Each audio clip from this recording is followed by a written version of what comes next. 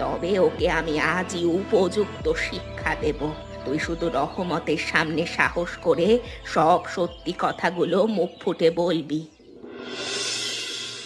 শোন আনোয়ার, মনে আছে তো তোকে ঠিক কি কাজ করতে হবে? তোকে শুধু সুযোগ বুঝে কুসুমের ঘরের জানালা দিয়ে এই চিরকুটটা ভেতরে ফেলে রেখে আসতে হবে, যেন কারো নজরে না পড়ে। আপা, কাজটা একটু বড্ড বেশি রিস্কের হয়ে যাচ্ছে না? যদি গ্রামের মানুষ একবার হাতে নাতে ধরে ফেলে, তবে তো আমাকে জ্যান্ত পুঁতে ফেলবে। তখন আপনি কি বাঁচাতে পারবেন? ভয় পাস না, আমি আর শেফালি বাড়ির চারপাশে পাহারা দেব। তুই শুধু বিকেলের আজানের পর অন্ধকার নামলে সাবধানে এসে কাজটা সেরে চম্পট দিবি। টাকাটা কিন্তু আমাকে কাজ শেষ হওয়ার সাথে সাথে হাতে হাতে বুঝিয়ে দিতে হবে আপা। আমি শুধু টাকার লোভে এই নোংরা খেলায় নিজের জীবন বাজি রেখে নাচছি, না হলে আসতাম না। টাকার জন্য তোকে কোনো চিন্তা করতে হবে না রে।